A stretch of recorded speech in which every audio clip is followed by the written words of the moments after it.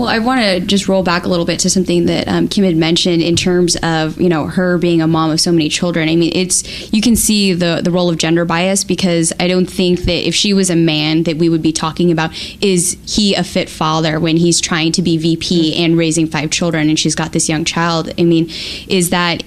what is the best explanation for that they're using that as such a strong tactic, at least in the Republican Party, in terms of promoting her? Is that going to backfire on them, do you think? Or is it, just their way of trying to, appeal to their base in terms of conservatives?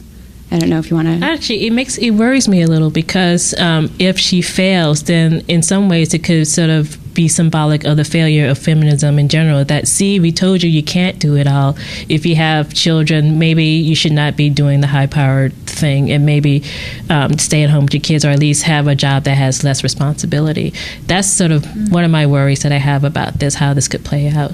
Even though I do agree, to an extent, you shouldn't be criticizing women for their choices in terms of families, because we don't do the same. We don't scrutinize men in the same way.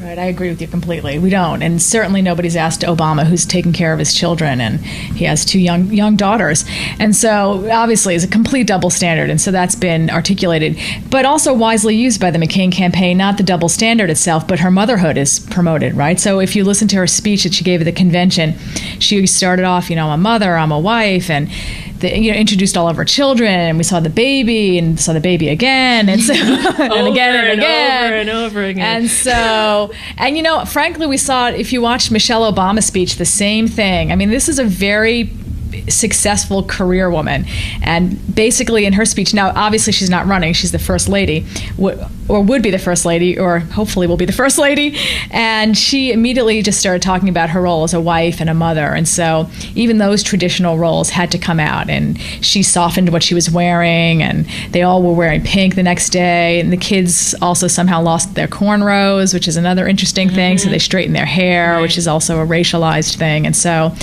I think gender's coming out in all sorts of interesting ways in these campaigns.